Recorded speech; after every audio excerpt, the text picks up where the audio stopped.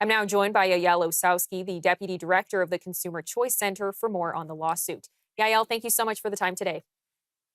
Thank you so much for having me, Teresa. Now, do you just mind explaining a little more in depth what exactly Meta is being accused of doing and what is at the heart of this lawsuit? So this is a civil liability trial, and this is one in which they're looking at the design of various social media apps, including Facebook and Instagram. Now, why the design element is important is because this is a part of the normal child protective acts that we've had in the United States for many, many years, and it has nothing to do with the actual content that's on social media. It has everything to do with how the apps are designed. And really what they're saying in many of these attorneys generals is they're saying that the intent of the design was to addict kids, to have all these social media addictions, to have people so they would never log out of the app and stay on it. And they are claiming that this has been the great harm to young people, our children, as they say. And essentially, that's why these lawsuits are going forward. These are being bundled together. Again, this is one of many different trials that are going to come together. This is a multi-district litigation. So it is happening across many different jurisdictions, being cobbled together and really trying to go after Facebook or Meta specifically for product design. And as you mentioned, the states argue that Meta deliberately designed Facebook and Instagram to be addictive for young users. Could you just explain what evidence they're actually pointing to? Well, the evidence that they're pointing to is just that a lot of kids and younger people are using these apps. I mean, realistically, there's a lot of internal studies at Meta. You know, they've looked at different features, and a lot of this was research that they have provided publicly. Some of it was through court documents, through all different types of discovery that they had to give them. A lot of it is stuff that they were learning on how these apps work and different ways that you can get users engaged. And kind of surprise, every other app developer is doing exactly the same thing. I think this is a kind of the element of the trial, the elephant in the room, is that every single application nowadays, even your banking app, is using a lot of these features. You know, anything that could be easy to pluck along, anything that's easy to swipe. What they argue specifically is about auto scroll. These kind of things are elements that make a good app. And I think where the court is trying to do is frame it as addictive design, when realistically now we just call it good UX or good apps that work really well. It's not a surprise that obviously Meta is a target. It's a large company, trillions of dollars.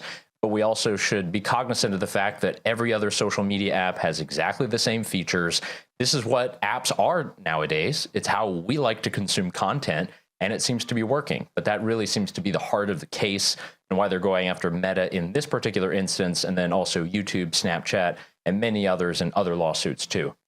Now, you mentioned the heart of the case, but I'm curious, do you think that parents should be held accountable even just a little bit? I mean, social media wasn't necessarily made for children to use. When Mark Zuckerberg first made Facebook, it wasn't for teenagers and young kids to be using. It was for social networking. So should parents not be held a little bit accountable for having their kids on these networking apps?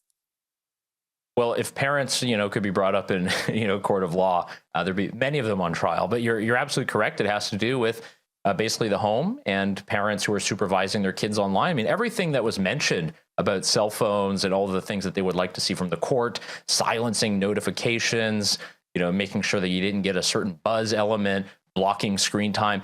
These are all things that you can already do.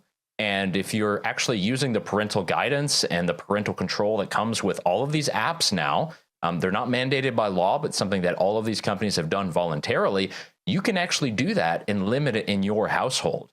I think that's the broader issue, is they're making this case about specific design, and that's only because they can't go after social media content. So it's not about a particular piece of content, how something was framed, how a video came across the feed. Because if you start getting into that argument, that's about content, and that's something where the First Amendment and broader protections about user-generated content would apply.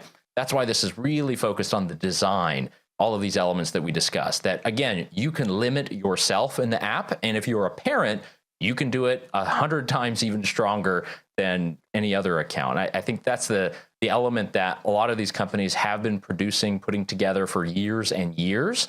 Oftentimes, these just aren't the things that make it into the trial. So there's definitely going to be a lot of turbulent stories, tragic stories about people who are on social media too long. But at the same time, we should think about the benefits of everything that people are able to do on social media, the connections they're able to have, friends, family, everything else. And any kind of questions about addiction or about people being on the phone too long, these are all elements that are already addressed by features that exist on the phone and then within apps as well. Now, there are also allegations that Meta collected data from children under 13 without proper parental consent. The company has denied those allegations. How significant are these allegations to this case, and how has Meta defended itself from that so far? So that would be a violation of COPA, which is the Child's Online Protection and Privacy Act. That would be something that they would be liable for if true. Again, we don't know the particular evidence that they're going to bring up in the trial. Perhaps they will have certain advertising IDs or things that have been connected to it.